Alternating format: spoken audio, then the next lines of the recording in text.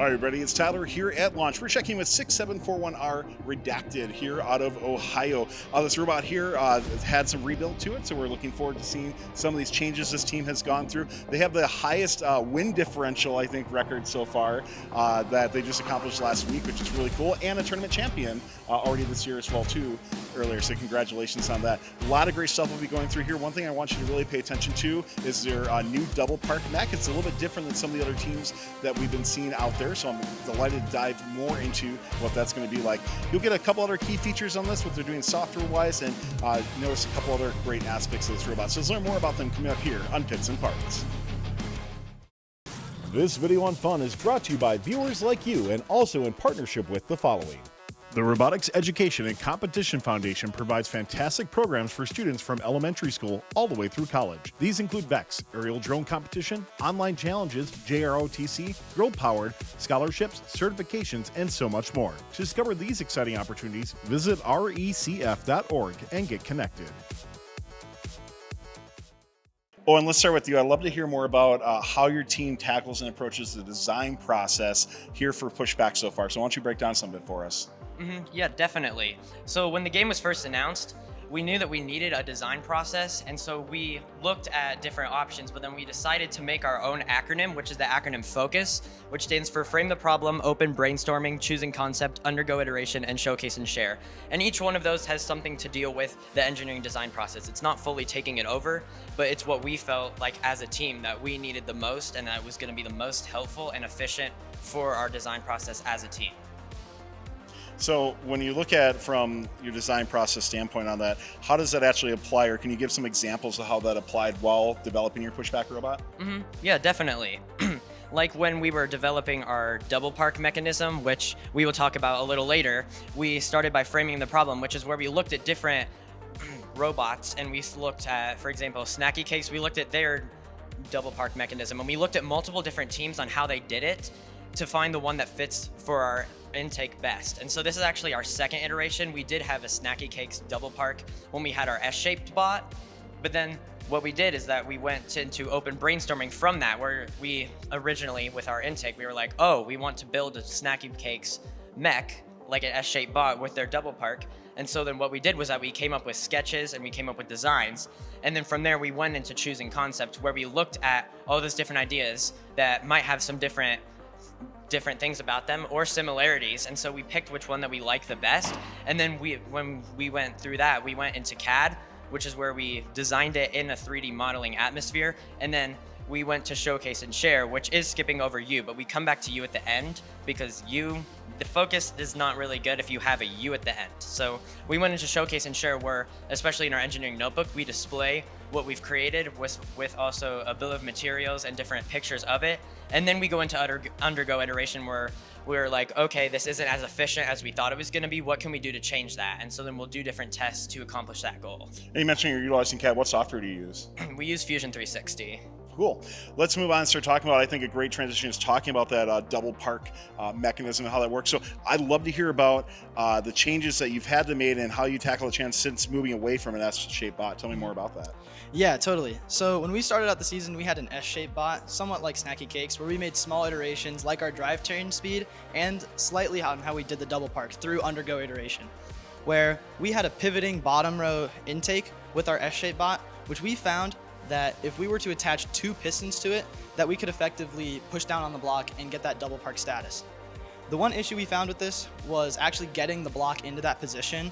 Having a block go all the way down your intake and having to stop it at just the right spot was kind of tricky during those tight situations and matches. And if we ever needed to use it in any other atmosphere, it was just kind of difficult to get all that tuning part. So when we stepped away from that design and we started building towards this more linear design, and we went into actually building this double park mechanism, we started off at our second tournament of the year, the North Union qualifier, where we had a linear robot, but we still had a pivoting front stage intake with that push down pre-roller design. And we found that it left little to no room for the match loading mechanism, and it also was just less efficient than we really wanted. So when we went into this design, we found that we wanted to incorporate 2 different designs into one, and that's what we did with this aligner. We used 2 slides connected to these standoffs, where we CAD'd this aligner in Fusion 360 and these holes are just slightly bigger than the width of a standoff, allowing it to slide effectively up and down onto the standoff, or onto the block. So right down here, we have this 25mm pneumatic piston that will actuate and grip onto the block whenever we push a button on our controller. And now that this block is secured and in this position, we're able to drive up to the park barrier and push down on that block to get that effective double park. When we're on the field, we're able to get about an inch or an inch and a quarter off of the ground. And it doesn't matter what position the block is in or how far into our robot it is. It's really just this very consistent and applicable mechanism that we found that only utilizes 3 pistons, and they're all 25mm. So you're really only using a couple PSI per actuation. So even if we mess up throughout the match, we're still able to get all those actuations out. Did you want to put it on the field so we can show an example? Oh yeah, of that? we can show an example of it. So this is getting us that effective double park to where our alliance is able to just slide in right there, or if they parked before us, they're able to get that effective double park. Looking at match strategy here, how many seconds are left before you tend to go for your double park?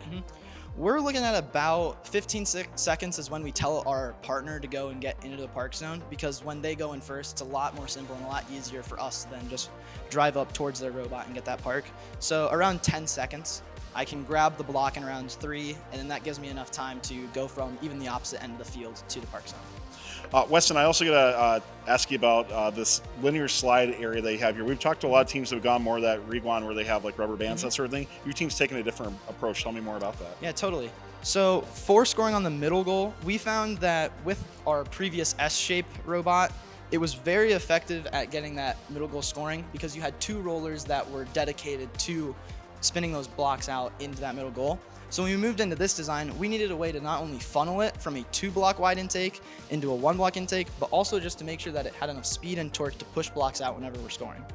So we have this design, which utilizes 175mm pneumatic piston and just 2 things of latex tubing to push it back up, where in Fusion 360, we catted this to have these linear slides to effectively keep this very tight and knit up close towards our intake. Because if we didn't have those linear slides, if a block was to come up and push down on it when we're intaking, there's a chance that it could fold down and the blocks could fall out sooner or earlier than we want to. So having these linear slides keeps it tight and up close to the intake for more effective scoring. Carson, when we were talking earlier, you mentioned that you had a bunch of different customizations for your C channel that you're using on it. Can you break down what some of them are and how they function on your robot? Yeah, of course. So on our robot, we have some weirder gear ratios that some teams may not use, and the gears kind of don't really line up with, so for example, this 48 to 12 tube, they don't really line up with each other. So what we do is we implement this piece of C channel where we use a half cut that's too long on the bottom, and then we cut out the bottom so that we can either kind of like wiggle in the screw, or the gear, I'm sorry, so that they line up with each other, and then that helps with the spinning of our intake. And then we also use it on our drivetrain where we elevate this gear, and that helps with the gear ratio here, and it allows those gears to line up with each other. A couple other great things to break down this robot. Weston, let's go more towards the software side of things. How is your team approaching different software aspects? I know when we were talking earlier, you got a couple of ODOM pods on there. Yeah. What else, including that, are you doing on your robot? So for our software, we use Pros, and within Pros, we use Easy Template, where we found with Lemlib or other different templates or just custom code that we were having the most accuracy and the most progression when we were using Easy Template. So for our, are we able to flip the robot upside down? For our odometry pods, we utilize 1 horizontal and 1 vertical tracker, where our horizontal one is linear, which means instead of pivoting, it is able to go up and down, which gives us better traction on the ground, and it's more effective for when we're going for our double park because it's not able to pivot out of the way and end up touching the ground when we go for our double park. And that's the same for our pivoting vertical one, but whenever we park, the bar actually pushes this wheel up just a little bit, which gets this to not touch the ground every time.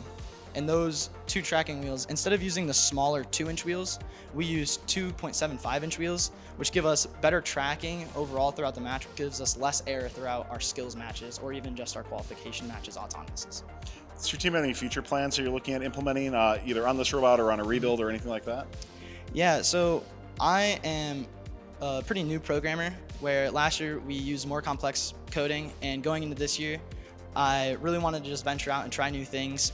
So I do plan on incorporating some sort of color sorting mechanism and also just ball tracking to where we're able to track the amount that are in our intake and also just how many we've scored. And one thing with software is that it also doesn't implement the build to where whenever we're going through our build processes, there's a lot of programming things with the wiring or just with tubing or in general where you are going to have to worry about the way that that's being run. We found that our robot would be very heavy if we were to use as many solenoids as we do pistons.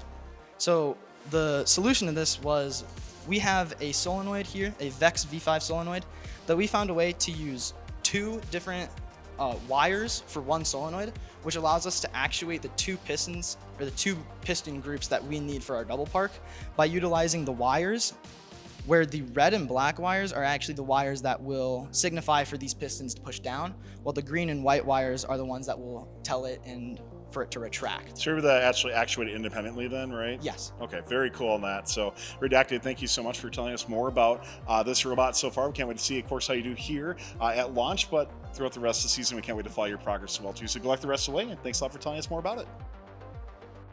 Thanks for watching. Don't forget to like, subscribe, and click the bell to stay up to date on future fun videos.